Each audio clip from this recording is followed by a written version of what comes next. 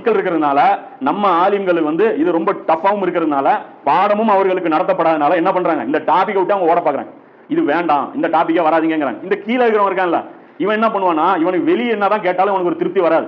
இவன் ஆலிம் கிட்ட போய் ஒரு நோட்டரி பப்ளிக்ல ஒரு சர்டிபிகேட் வாங்கணும்.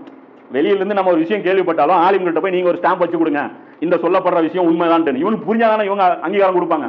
இவங்களுக்கும் புரியாது. கடைசியா என்ன பேசிடுவாங்க, இவன் வளர்றாங்க, இவங்க ஒண்ணு கிடக்க வளர்றாங்கன்னு சொல்லி சீச்சி இந்த புலம் புளிக்கும் அப்படின்னு சொல்லிட்டு உடனே அப்படியே என்ன பண்ணிடுவாங்க, மாத்தி விடுவாங்க. கடைசியா என்னம்பாங்க, இது தெரிஞ்சு நீ என்ன பண்ற, கடைசியா அதை சொல்லுவாங்க, செயல்படுத்தி நீ என்ன பண்ண போற, இது தெரிஞ்சு நீ என்ன பண்ண போற, இதெல்லாம் வந்து தேவையில்லாத விஷயம், அதை விட்டுட்டு நீ நடக்கிற விஷயம் பேசு, தொழுவது பேசு, நோன்பு வைக்கிறது பேசு, இதை பேசும்பேன்.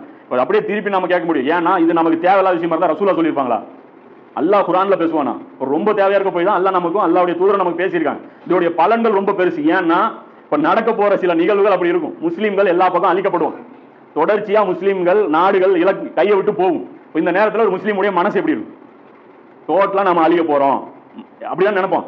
எவ்வளவுதான் டோட்டலா அழிஞ்சு நாசமா போக போறோம், இது மறுபடியும் நமக்கு இங்க வாழ்றதுக்கு வாய்ப்பு எல்லாம் போகுது, இப்படி எல்லாம் நெகட்டிவா நினைப்போம். அதே நமக்கு முன்னறிவிப்புகள் தெரிஞ்சதுன்னு வச்சுங்க, தைரியமா உட்காந்துட்டு இருப்போம். இல்ல, வெற்றி நமக்கு தான், இறுதி வெற்றி நமக்கு தான் இருக்கு, நாம பயப்பட வேண்டியது இல்ல, தைரியமா இருப்போம். அப்ப ஒவ்வொரு விஷயமும் நடக்க நடக்க நமக்கு என்ன ஆகும், கரெக்ட் தான், எப்படிதான் ரசூலா சொன்னாங்க. ரசூலா குத்தும் போது அல்லாஹ் அக்பர் சுப்ஹானல்லாஹ்ங்கறாங்க, அல்லாஹ் புகழ்றாங்க. சொல்லிட்டு என்ன சொல்றாங்க, பாரசீகத்துடைய கோட்டைகள் என் கையில கொடுக்கப்படுது, சாவிகள் எனக்கு கையில கொடுக்கப்படுதுங்கறாங்க. அதே மாதிரி கிஸ்ராவுடைய கோட்டைகள் வீழ்வதை நான் பாக்குறேங்கறாங்க. இதெல்லாம் சொல்றேன்.